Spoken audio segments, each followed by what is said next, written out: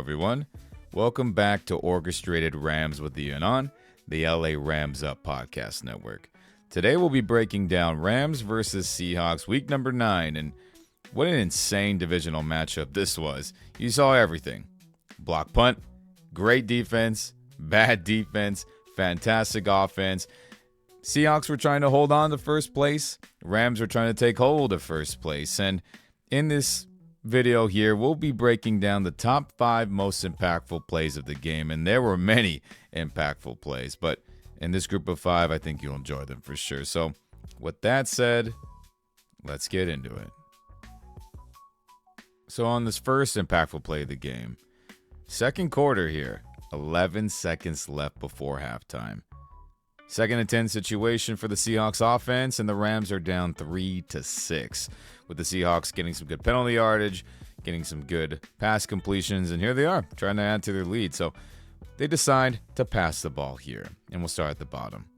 Tyler Lockett, one of their best receivers, is going to have a triple move route here, which I like to call a stop, go, and dig. So basically, he's going to have a little stop, shimmy, shake to fake like he's doing the comeback. He's going to jet upfield a little bit more, and then he's going to run that deep in route or dig route, however you like to call it. So it's kind of like a triple move there. A little stop, go, dig.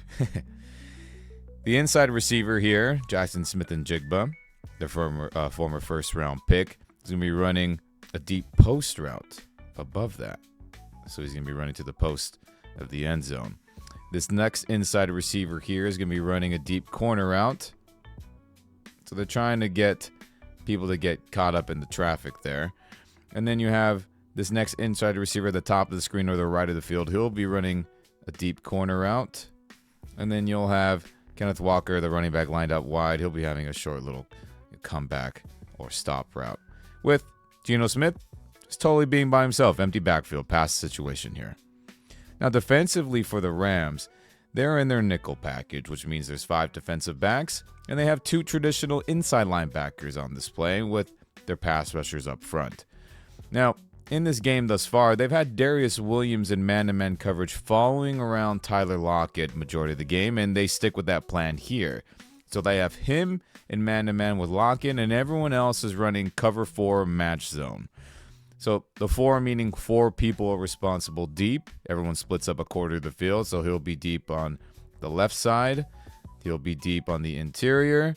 He'll be deep on the next side of the interior, and then he'll be deep on the outside with zone underneath and zone underneath. And the match part of this means that when a pass catcher goes or enters into your zone, you have to attach to them like it's man-to-man coverage immediately. So you're not just guarding your area. When someone enters your area, you have to match up with them like it is man. So you'll see here that once Hummel realizes that he's going in, this receiver here, the Seahawks receiver circled there, is going into his zone, and he starts to follow him like it's man-to-man coverage, with everyone following those same rules as well. So we'll let this thing go here and see what the heck happens.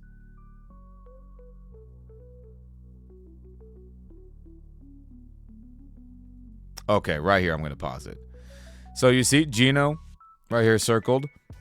Pressure gets there, but he steps up nicely to get by himself some more time. And then on top of that, 2 things are happening. So Darius Williams is losing Tyler Lockett on that triple move there.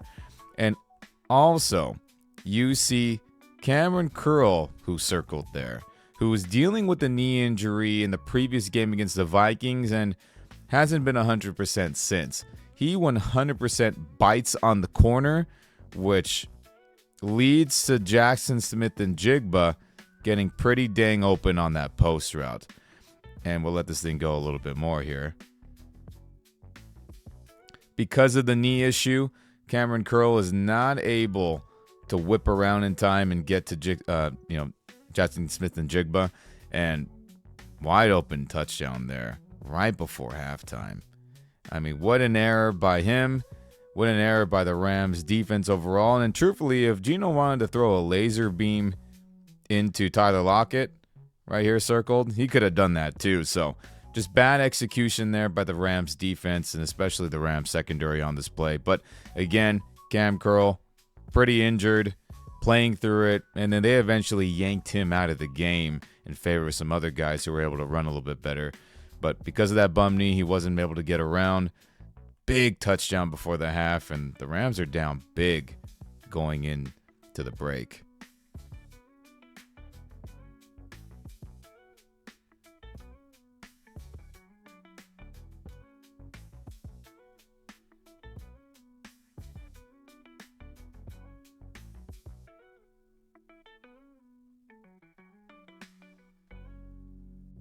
On the second impactful play of the game, we're going to jump all the way to the fourth quarter now. 11 minutes, 17 seconds.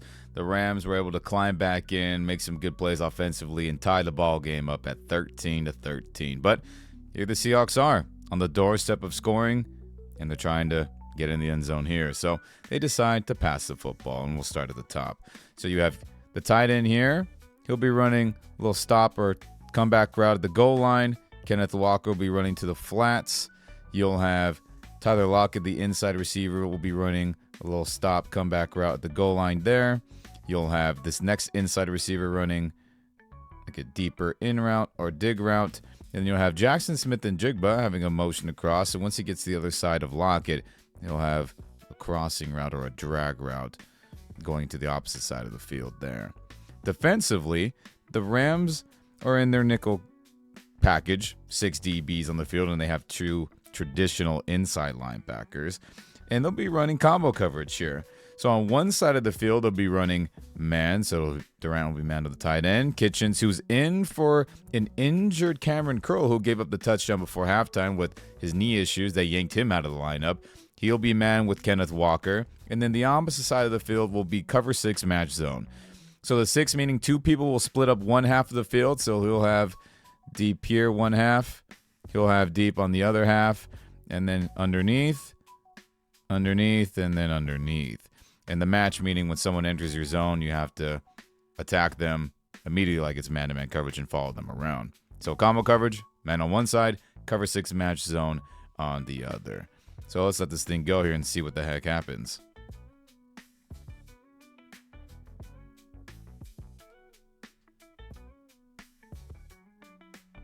And then right here, I'm going to pause it. So everyone's in pretty good coverage, as you can see on the field. Defense is holding up. And then Byron Young, the second-year pass rusher, outside linebacker for the Rams, gets immediate pressure on Geno Smith. And Geno, what he decides to do here, he wants to chuck this thing up into this little squibbly line area I'm drawing, hopefully to hit Jackson Smith-Njigba there and give him a chance to catch this football. But the pressure by Young, the bad throw by Geno, and this thing is a duck. And Cameron Kitchens, who was in for the injured Cameron Curl, bails off Walker and then just snags this thing. X marks the spot right there where the ball ends up being and returns this thing for a 103-yard pick 6. What an impactful play this was. Great pressure by Young. Great coverage by the DBs, and what an instinctual play by Kitchens to snag this thing and return it, because only Kenneth Walker is really there to stop him and some linemen. So he smartly says, I got a chance to take this thing to the house instead of just kneeling it in the end zone, and he does that, and what an impactful play this was. So we'll let this thing go here.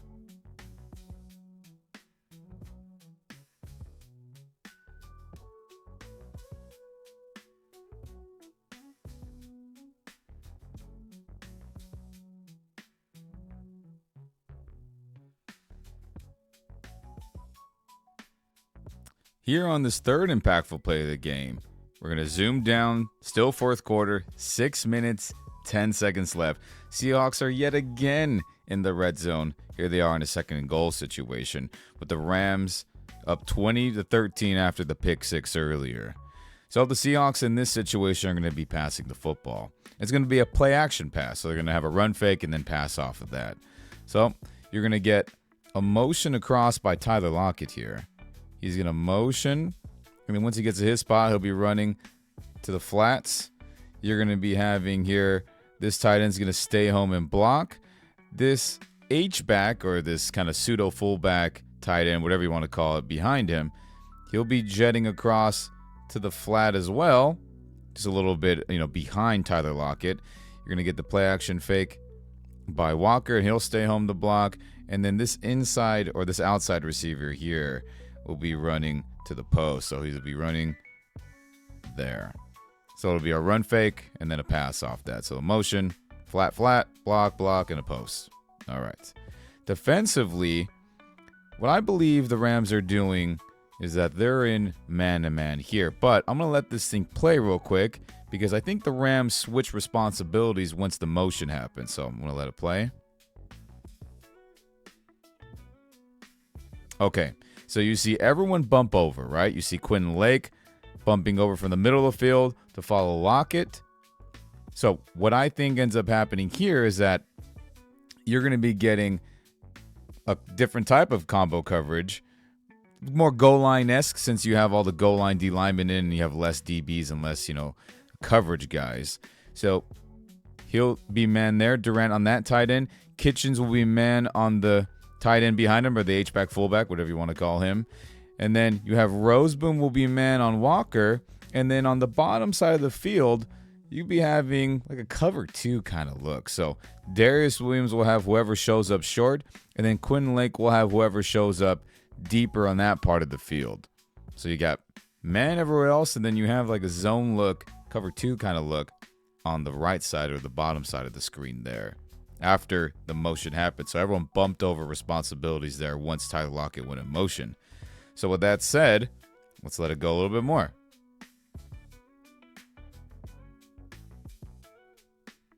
And right here, you see Darius stood short. Quentin Lake also stood deep in his respective zones. You see everyone else in man-to-man. That's why you see Durant staying there with the tight end that blocked. Roseboom was following Kenneth Walker on the run fake. And then Cameron Kitchens is following the tight end who was running that short flat route from the opposite side of the field. He followed him around. But on top of that all, you see Michael Hoyt get immediate pressure after the run fake. You see Braden Fisk getting that tight end caught up, trying to run past people behind the line of scrimmage. And Gino chucks it up, hoping that maybe the tight end here will be able to get his hands on it, or maybe it would go in the dirt. I'm not exactly 100% sure. But Cameron Kitchens, yet again in the red zone, has an impactful interception and saves the day for the Rams defense, preventing any points from being scored. So we'll let this thing go as you can see it. Boom. Snags it. And immediately everyone realizes it and celebrates. But let's rewind that thing one more time so you can see from the beginning exactly how things unfolded. So again, the motion by Lockett, everyone bumps over responsibility, and Cameron Kitchens just follows his man and makes a play on the football.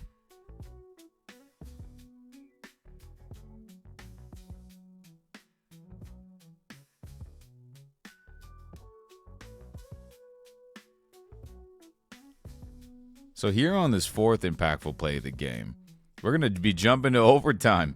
The score is 20-20. Seahawks were able to tie it up late in the fourth quarter, and they got the ball first. And here they are driving, and they currently are in field goal range here, but they're in a 4th-and-1 situation. And instead of kicking the field goal, going up by 3 and giving the Rams a chance to maybe score a touchdown, they say, forget that.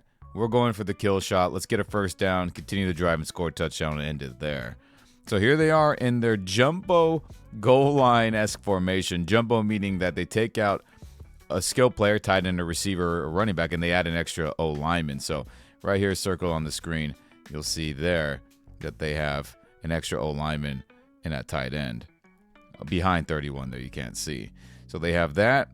They have 2 tight ends, a fullback, and a running back. So this is an obvious run formation, and they do decide to run the football here, and they decide to do a running back blast run play. And blast meaning that there's 2 lead blockers trying to open up a hole for the running back. So how it's going to look here, real quick, we'll draw the linemen. They're going to be reach blocking to the left or the right of the screen, the left of them, the right of the screen, to cut people off.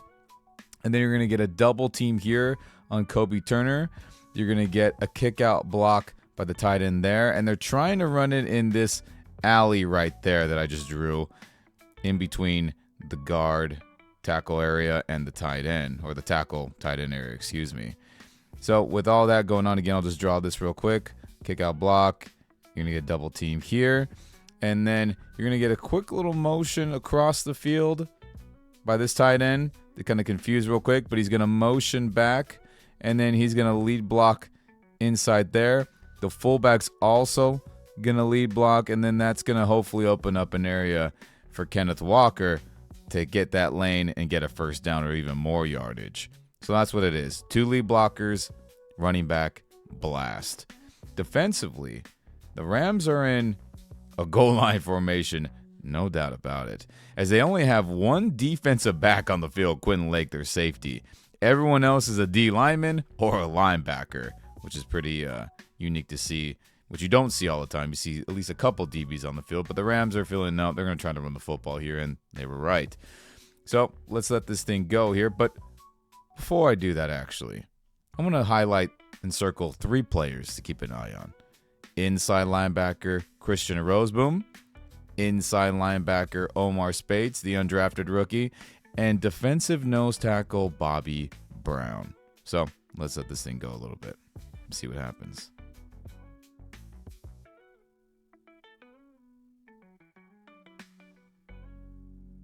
So right here, you can't see him, but he's under the Seahawks player. Christian Roseboom reads it and shoots the gap immediately, causing a little mini pile and tripping up Kenneth Walker just enough there. So great job by him, but the job ain't finished. So let's go a little bit further down. And then right here, Bobby Brown and Omar Speights, who's diving at the lower part of Kenneth Walker, save the day. They both wrap him up before the line to gain, and they take him down to the ground. 4th down stop, turnover on downs. What a fan-freaking-tastic job by those 3 players. The 2 inside linebackers, Speights and Roseboom, and then the nose tackle, Bobby Brown. And when it comes to run plays like this, everybody, it's all about determination and willpower. Can you beat the man in front of you? Are you willing to put your body on the line to make a stop and bang through the chaos, the traffic, and make a tackle? And no doubt about it, those 3 guys that I highlighted earlier named, they did that there, got the turnover, and gave the ball back to the Rams offense. What a fan-freaking-tastic job. What an impactful play this was to stop the Seahawks from getting any points in overtime and giving the chance to the offense to win it late. So let's rewind that, and you can see from the top how great of a job they did.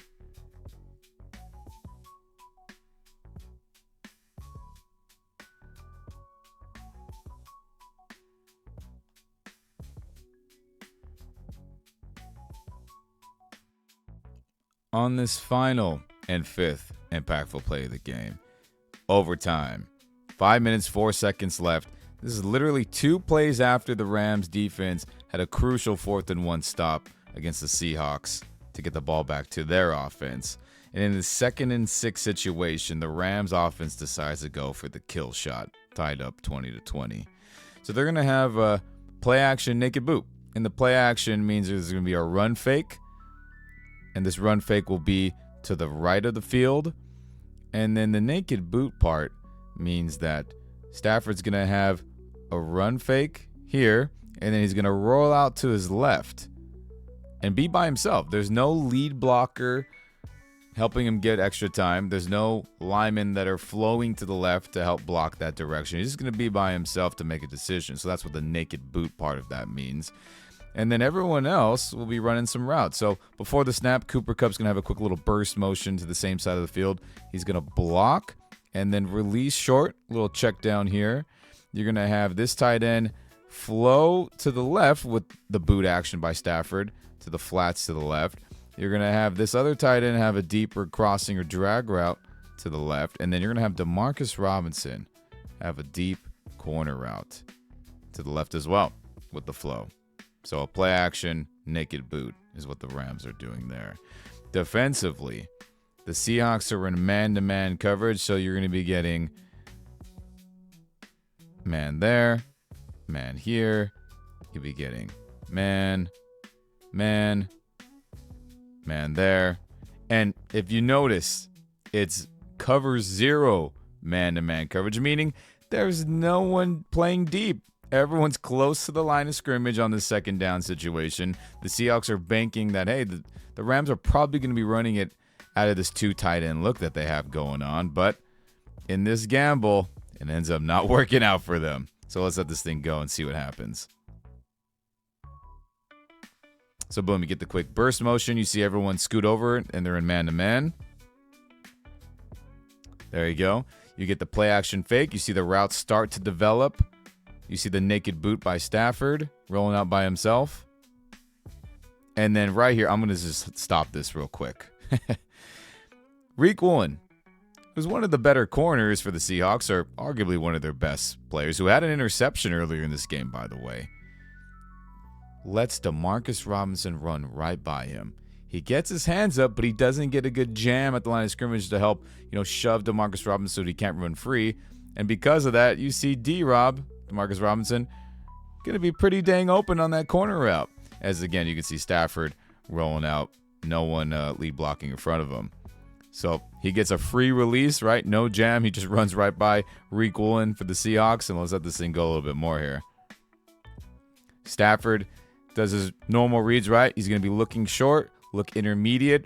And then he says, oh, I have Demarcus Robinson pretty dang open on that corner route. And he says, F it.